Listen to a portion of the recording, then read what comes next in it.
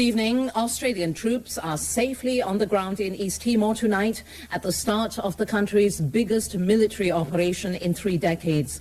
The international force they're leading started arriving early this morning to meet no resistance from the militias and a friendly welcome from Indonesian troops. The mission got underway before first light this morning, with Hercules aircraft flying out of the Queensland city of Townsville and Darwin and Catherine in the Northern Territory. Each carried troops charged with setting up a beachhead in Dili, ready for the 2,500 to follow. At the same time, a fleet of 9 warships had arrived off Dili, carrying the bulk of the equipment.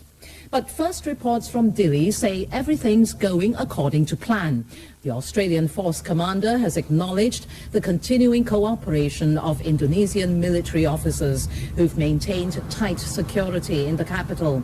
No militias were in evidence, but Dili bore the scars of their furious opposition to the result of the referendum vote.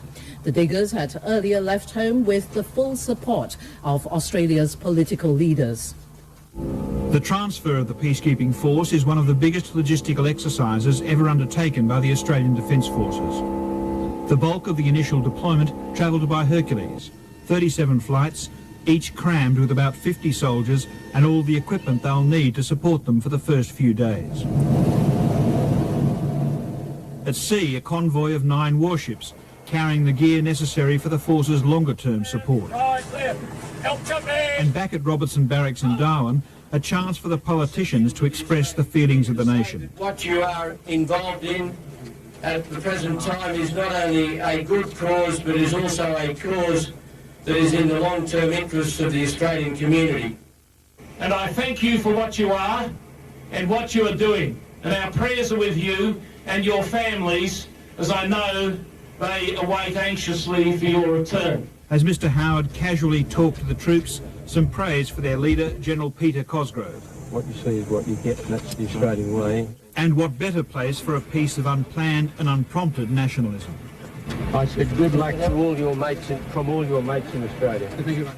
The troops themselves seem to have an acute understanding of the mission and their capacity to complete it. Our edge over the militia, who aren't very well trained, is our training, our professionalism and our equipment that we'll be taking over there. And we know exactly why we're going there, and it's all about peace and stability and security. And I mean, they're focused on, you know, essentially the first stage of rebuilding a country. But this force is about ensuring security and stability for the region, as well as doing the right thing by the people of East Timor. Mr Howard had his eye on the country's broader self-interest when he spoke about his hopes for better future relations with Jakarta at a later news conference. And our support for the East Timorese people is not to be seen as an instrument of us behaving in a negative way towards Indonesia, rather our desire to stand up for what we think is right. And if the reception for the first of the peacekeepers from the Indonesian troops still in East Timor is an indication, then the warming of relations with Indonesia that the Prime Minister desires may already be underway. The first Australian Hercules into Dili, one of a series of 37 scheduled flights, touched down just after dawn, the troops fanning out across the tarmac to secure the airport. After establishing control of the runways, they spread out to search surrounding fields, the now abandoned commercial terminal. Indonesian troops guarding the airport stood by and watched as the UN-backed force moved in. Contact between the two forces has been restricted by language difficulties, but the Australian commander has praised the cooperation he's received from the Indonesians. This, to me, bodes well for the continued peaceful arrival of the force. And with this sort of cooperation, we'll be able to get out and about and to start expanding our area of operations in the near future. The first Hercules also delivered a cargo of vehicles, ammunition and plastic explosives, taking off again for Australia just 40 minutes after landing. Its departure cleared the way for the second and third Hercules flights of the day, bringing in another 200 soldiers and backup personnel, more than 2,000 expected on the ground by later tonight.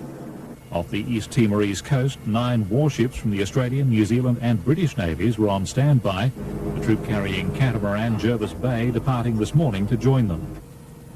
They're ready to move forces into Dili port once it has also been secured by airborne advance parties, which have already moved from the airport towards the harbour.